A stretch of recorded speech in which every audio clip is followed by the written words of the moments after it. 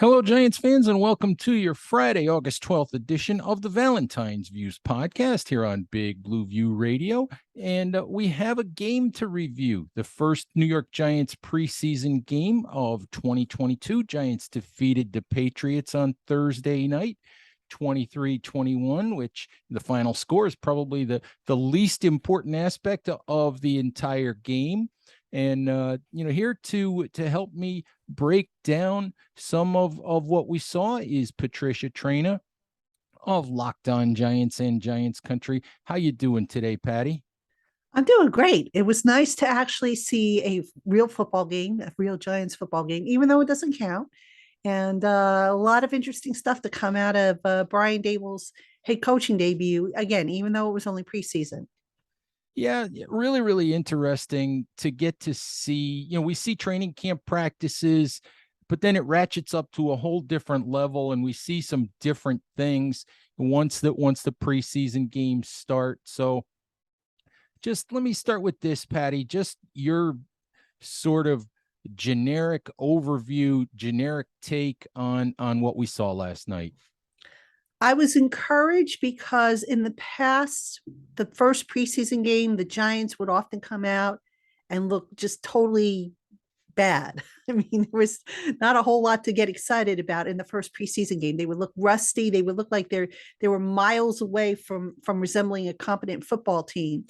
I thought last night they did a lot of good things. I mean, it wasn't perfect. It was a mixed bag, but there was a lot to be encouraged by, from the first team all the way down to the backups. So that regard, I'm encouraged, and I think that it's early, yes, but it's a step in the right direction.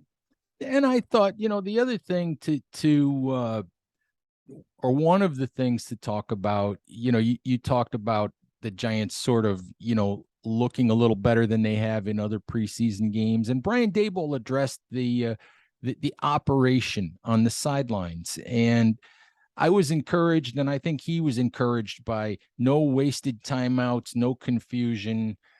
And my immediate thought when I read his comments about that was, I think that this largely shows the difference between the types of coaching staffs that were here the last 2 years and the staff that Dable has put together, which is a veteran NFL experienced staff of guys that have been around. They haven't all necessarily worked together, but this is a coaching staff that has a ton of NFL experience and understands what the NFL game is and how to conduct one.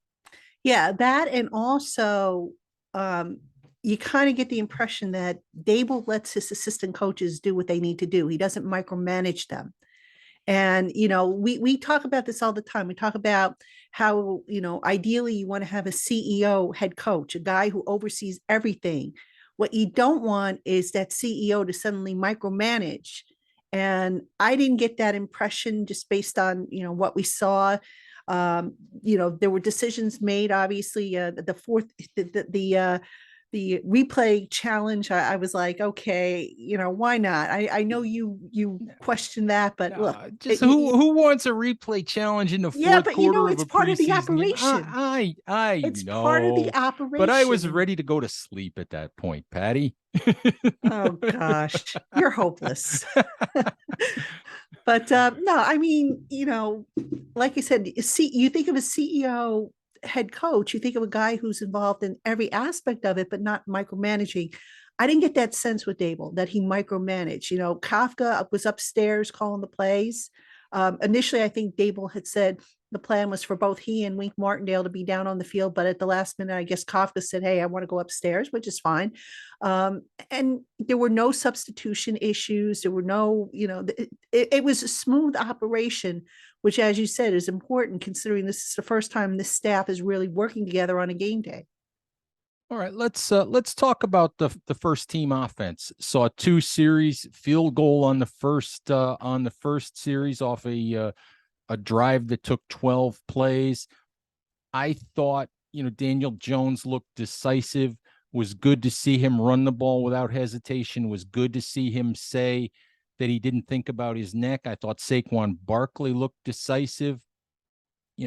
kind of what we've seen in training camp, where he hit holes, he got north and south, and he took the ball up the field. I thought the offensive line did fine.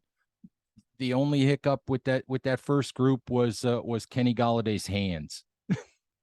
Yeah, I don't know what's up with Kenny Galladay. I mean, for a brief stretch there, he looked like he was finally settling into that offense, but my gosh, a forgettable game for him last night. I mean, that one route that he ran, I was like, oh my goodness, what are you doing, Kenny? He Yeah, runs if he runs that thing properly, maybe he scores, gets into yeah. to the end It zone. just looked like the last thing on earth he expected was to have the ball thrown to him, which was kind of weird. Yeah, maybe it was a miscommunication. I don't know, but I wasn't very impressed, to be honest with you, with the effort. I thought it was a lazy route by him. Oh, sure, but the rest of the first team offense, I think, obviously Kadarius Toney didn't play, and Sterling Shepard is still not practicing, but what we saw, and the Giants didn't show everything that's in their bag of tricks, obviously, but what we saw, I thought, was encouraging. Yeah, I mean, you got to start someplace, and there was a lot of good. It was it perfect? No, it wasn't. But the offensive line held up pretty well, I thought, with for the most part with the pass protection. There were some hits against Daniel, and I think he got sacked on the second series, if I'm not mistaken. But speaking of the offensive line, another injury that wasn't good news. Actually, they had two injuries on the offensive line: Shane Lemieux with the toe, and Jameel Douglas with the ankle. Though that's the last position in the world they needed injuries at. But overall, I didn't think Evan Neal looked bad. For his first outing. This John Feliciano, no bad snaps. Mark Lewinsky looked good. Andrew Thomas looked good. I mean, overall, the line not exactly horrible. So that was encouraging considering the past and how that unit has been such a thorn in the team's side. No, I think we'll take functional at this point, Patty. Yes, All right, sounds good. let's talk a little bit about the first team defense, and I think that as soon as we do that, I think we have to talk about the up and down night that Aaron Robinson had. Yeah, yeah. Joe I was Judge was not very nice to him last night, though. Come on, Joe, they kept throwing the ball right at him. yeah, well, hey, listen, you had to test him. Aaron Robinson, I think we can both agree, has looked really decent in training camp in the practices going against his own guys, which now makes you sit here and wonder, are his guys just not as good or what's going on there? But the point being is, Aaron Robinson, they were throwing at him, they were targeting. I don't think Adoree Jackson got targeted once all game long. I could be wrong, but I didn't see anything go his way. No, I think you're Um, right. Aaron Robinson, I was kind of surprised. He's a very aggressive player, and I think the Patriots kind of used that aggressiveness against him, if you will, by targeting him. On the touchdown pass that he gave up, he held the guy, and the guy still was able to wiggle free and make the catch. So, that was a little bit alarming. I'd like to think it was just a bad night and that next week Aaron Robinson will have a better showing, but between that and then the backup depth that we saw, that I don't think anybody really stood out amongst the cornerbacks. Maybe you can make a case for Darren Evans, who I've been beating the drum for now for I don't know how many weeks, but nobody really stood out. And I'm sitting there and I'm saying to myself, my gosh, if they don't start pulling it together, this team's going to have cornerback high on its list once the cuts are made. Absolutely. I think there's no doubt that that's the case, Patty. I just thought I want to chalk Aaron Robinson's night up to learning experience. And that's the best case scenario, really, is that he learns from that.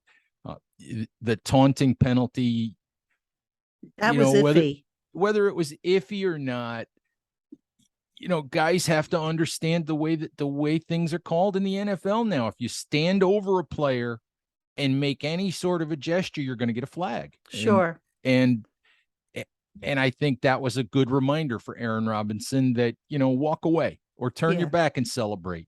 Yeah. Turn your back and celebrate, because then you're not taunting the guy. But it's the John Mara rule is a little bit ridiculous when it comes to taunting, but still, just walk away from the guy and then celebrate. Guy that got the start last night and made a couple of impressive plays on defense. Guy that we've been talking about a lot, during training camp, is 6th-round pick Darien Beavers. A couple plays in the backfield last night. Guy who Wink Martindale said, has been playing the mic behind Blake Martinez so far and filled in for Martinez last night. For a 6th-round pick, this guy has looked really, really good in camp and looked good again last night. Thoughts on Beavers? Yeah, what I really like about this coaching staff, coaches always say, we want to find out what our guys do best and put them in the position to do what they do best. This coaching staff apparently really dug into Beavers' background. I think Beavers might have played safety at one point. I think he might have done some work on the offensive side going back to high school. So just taking some of those skill sets that he acquired along the way from his high school days up through college, and just saying, okay, how can we translate these or apply them to what we're doing on defense? And I think the coaching staff has done a really good job of that. Beavers has just looked so at home. If excuse me, if you had said to me at the start of the summer that Beavers would be the guy we'd be talking about, I'd be like, nah, he's probably going to be a practice squatter. He's a legitimate guy who looks like he could be a starter. I mean, Blake Martinez isn't going to be here beyond this year. He's still coming off of that ACL. How nice is it to know that they have a guy who, we call him an inside linebacker, but I think Beavers is more positionless because he can do so many things. How nice is it to have a guy like that can step in for the veteran? Yeah, and it's really interesting too, Patty, because we've talked about this before. I mean, if you're going to be a good team long term, you have to draft well. You have to hit on your 1st-round picks. You have to hit on your 2nd-round picks. But you also occasionally have to hit on one of those day 3 picks. You have to get more than you might expect from one of those day 3 picks. And, it's way early to proclaim Darien Beavers a successful day 3 pick, but he's showing hints that he might be a guy, who could be one of those day 3 steals. Yeah, and the more of those you can get, the better. So, look, and that's also a credit not just to the scouting staff, but it's a credit to the young man because he has come in and he has worked at it. He has been one of the hardest workers in camp. There's been a lot of them, make no mistake about that. But some guys, they come in and they say, oh, I'm a draft pick, I'm on scholarship. I got nothing to worry about. Not this kid. You could see it. He plays every snap like it's going to be his last one. And that's a testament to what's inside the head and what's inside the chest. There you go, Patty. One more guy on the defensive side that I want to talk about. And Keanu Thibodeau is a guy who we've talked a ton about throughout training camp. And now the odd thing about Keanu Thibodeau's training camp thus far is that I think he's been very impactful. He's drawn a ton of penalties. He's always sort of around and he's always, kind of, he's involved. And yet I can't clearly think of a lot of times where he just blasted into the backfield and made what would have been a sack or made what would have been a big tackle for loss. And I think he played 14 or 15 plays last night. And there are people in the comments at Big Blue View going, did Keanu Thibodeau play? He didn't make any sacks. He didn't make any impact. Give me a break, people. He drew a penalty, on a false start where the guy obviously wanted to get off the line and make sure he could block Thibodeau. He was involved in a couple of plays. We're talking about 14 plays of the guy's first action as a pro. And at this point in time, I have no worries about Keanu Thibodeau. I love the way the guys work so far. So just your thoughts on Thibodeau and whether you agree with me or not. Yeah, absolutely. I mean, look, you're not going to get a sack on every single play. You're not going to get into the backfield on every single play. You know, for those who are old enough to remember Lawrence Taylor, who I think we can all say was the greatest linebacker to ever play the game, did Lawrence Taylor have a sack on every single one of his snaps? No. Sometimes it's just the guy's presence that can have an impact on the game.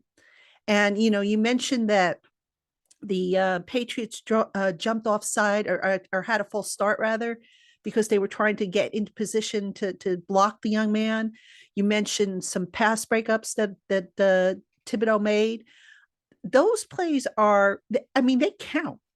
Just They're yeah, they're they're not not they're not flashy, but they right. They're not count. flashy. They're not sexy, but they count. They stop the opponent from moving down the field. So, and then here's the other thing you got to remember: Wink Martindale put out a very vanilla defense last night. So we weren't seeing the exotic blitzes and the stunts and the twists and all the cool things that we've been seeing in practice. So you got to take that into consideration. I mean, anybody who sits there and says, "Oh, Kayvon Thibodeau was invisible," no, he wasn't invisible. Yeah, the stats. If you go by the stats, you could say, he didn't really do much, but his presence, I think, was a big factor. And I think for the first time in a while, the Giants have a guy on defense who opposing offensive coordinators really need to sit and think about how they're going to stop this guy. All right, Patty, I do want to talk about some other players, some of the second and third team guys, but I think that you mentioned the injury to Shane Lemieux, and I think at this point we have to talk about the injuries. We'll find out later on today from Brian Dable, if they have any more information on Lemieux's toe injury. Jamil Douglas also with an ankle injury, Cordale Flott with the groin injury, and I think about the Lemieux injury, and it's like, is the kid snake bit or what? And the other thing is the offensive line, this year going to be the position of choice where the Giants suffer all their big injuries? Well, I mean, it's brutal playing in the pit. I mean, there's no question about it. But yeah, the Lemieux injury is a little bit of a concern for me because think about it. You know, who's their backup center now? I mean, Douglas was doing it. He's got the ankle. Lemieux looked good doing it in a few snaps, and he's got the toe. He was in a walking boot last night after suffering the injury. I don't know if it was turf toe or what happened, but if it's turf toe, they say turf toe can take a while and it could be very painful to come back from that. So yeah, I mean, and this is why it's so important that the Giants have depth on that offensive line. Now, Joshua Ezeudu, who came in, and I think he was questionable because he had gotten banged up, he was able to play.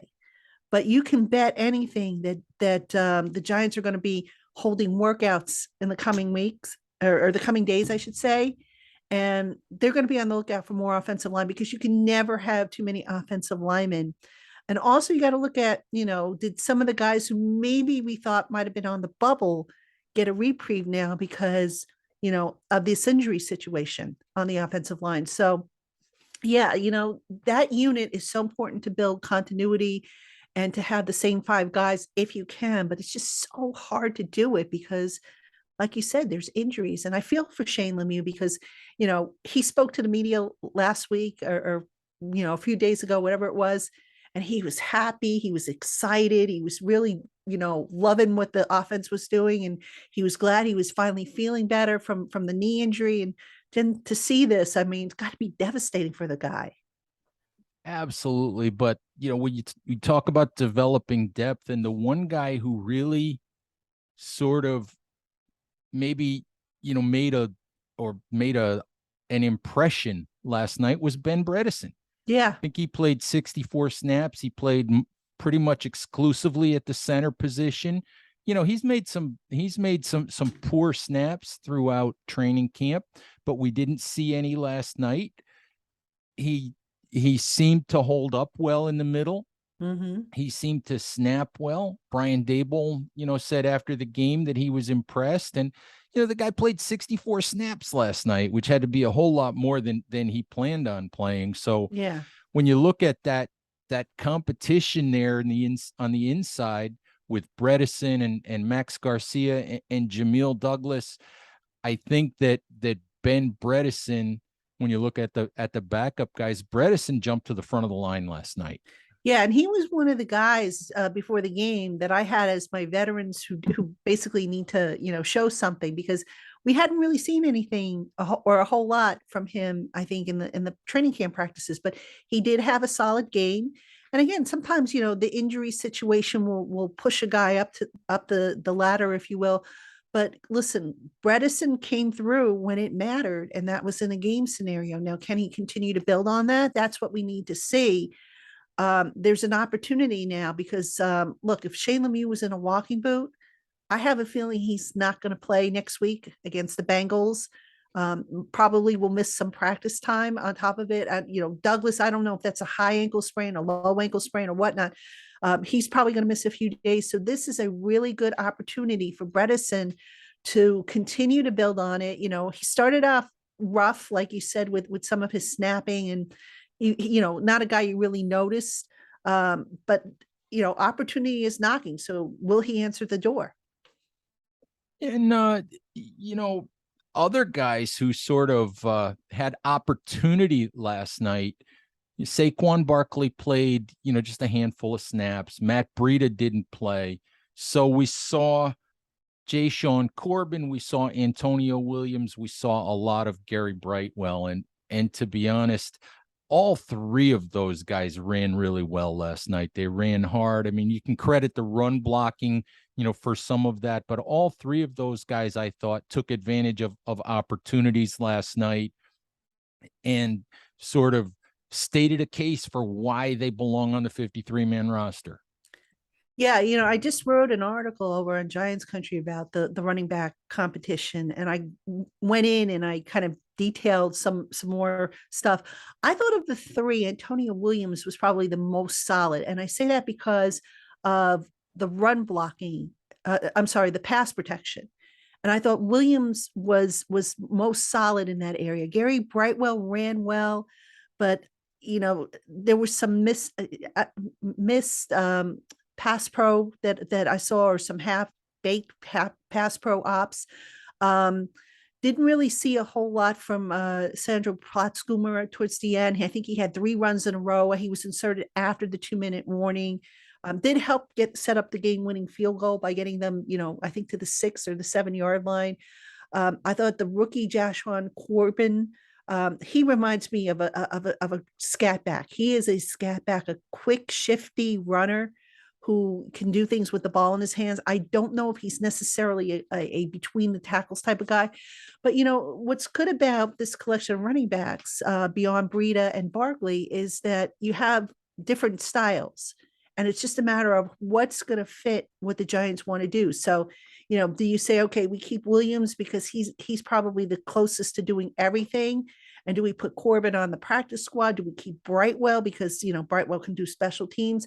So really tough decision, I think, for the coaches based off this one game. But if you were to ask me who I thought won that backup competition, I'm going to give the nod to Antonio Williams just based on the pass pro aspect. That's just it's such an interesting competition to watch because you can make a case for each of them, and they're all as you said, somewhat different style runners. All right, Patty, last thing, let's just sort of turn the page ahead a little bit. Sunday, believe it or not, final training camp practice with fans in attendance. It just seems crazy to me that we've already reached that point in time. It seems like we just got started. Yeah, time flies when you're having fun. And let's face it, this training camp, even though there have been some days where the weather has just been absolutely disgusting and just ridiculously humid and hard to breathe, it's been fun. And you know why it's been fun? And no, it has nothing to do with the company. So don't go taking credit for this, Ed. Would I It's ever, been Patty? Would I ever? You always do. Come on.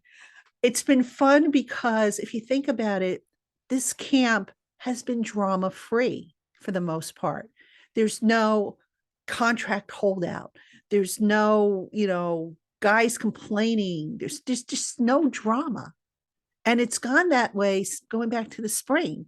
Brian Dable has done a great job of controlling the drama. Even when Kadarius Toney back in the spring was missing from the start of the offseason program, Dable cut that in the bud and didn't allow the drama to escalate. And I think that's a big reason why camp has been fun. Dable has been, I don't want to say laid back because obviously they are working and there are expectations, but he hasn't been, smothering. He hasn't micromanaged from what I can see. And you throw in the fact that the fans are very optimistic. Joe Shane is like the anti Dave Gettleman as far as personality goes. Very open, very friendly. Excuse me. We saw pictures. I don't know if you saw these pictures, but there were some snaps of him actually reaching up and talking to the fans. I think before the game last night. Such a different atmosphere. It's like a breath of fresh air has come into East Rutherford that wasn't there before. And that's that Buffalo Bills influence. This is where going outside of the Giants organization where they kind of only knew one way to do things. After a while, it was like, look, it's time for a change. Bring in fresh perspective, fresh bloods, fresh, approaches.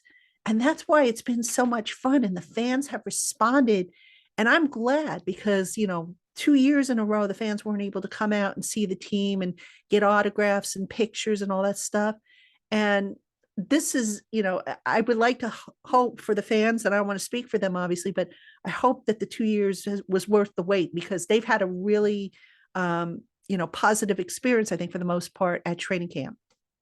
Yes, they have, Patty, and breath of fresh air is absolutely a good way to put it. All right, well, I think that's a good place for us to wrap up today, Patty. I will see you out at camp probably at least a couple days next week. Giants fans, thank you as always for listening. Please like and subscribe if you're watching on YouTube. Subscribe to us wherever you listen to podcasts. If you're listening to us that way today, as I said, thank you as always for listening. Stay safe out there. Take care of each other, and we'll talk to you soon. Bye-bye.